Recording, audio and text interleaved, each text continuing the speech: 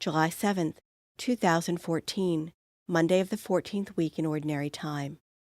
A reading from the book of the prophet Hosea. Thus says the Lord, I will allure her. I will lead her into the desert and speak to her heart. She shall respond there as in the days of her youth, when she came up from the land of Egypt. On that day, says the Lord, she shall call me my husband, and never again my Baal. I will espouse you to me forever.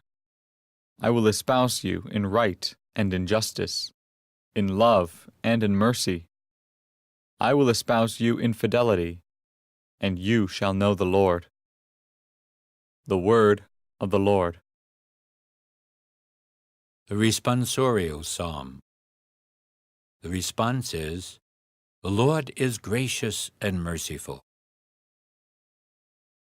Every day will I bless you, and I will praise your name forever and ever.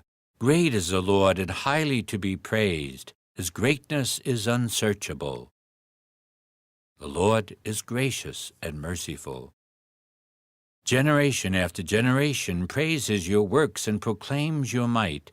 They speak of the splendor of your glorious majesty and tell of your wondrous works.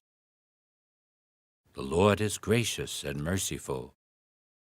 They discourse of the power of your terrible deeds and declare your greatness. They publish the fame of your abundant goodness and joyfully sing of your justice. The Lord is gracious and merciful. The Lord is gracious and merciful, slow to anger and of great kindness. The Lord is good to all and compassionate toward all his works. The Lord is gracious and merciful. A reading from the Holy Gospel according to Matthew. While Jesus was speaking, an official came forward, knelt down before him, and said, My daughter has just died. But come, lay your hand on her, and she will live. Jesus rose and followed him, and so did his disciples. A woman suffering hemorrhages for 12 years came up behind him and touched the tassel on his cloak. She said to herself, If only I can touch his cloak, I shall be cured. Jesus turned around and saw her and said, Courage, daughter, your faith has saved you. And from that hour the woman was cured. When Jesus arrived at the official's house and saw the flute players and the crowd who were making a commotion, he said, Go away. The girl is not dead, but sleeping.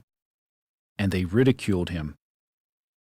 When the crowd was put out, he came and took her by the hand, and the little girl arose.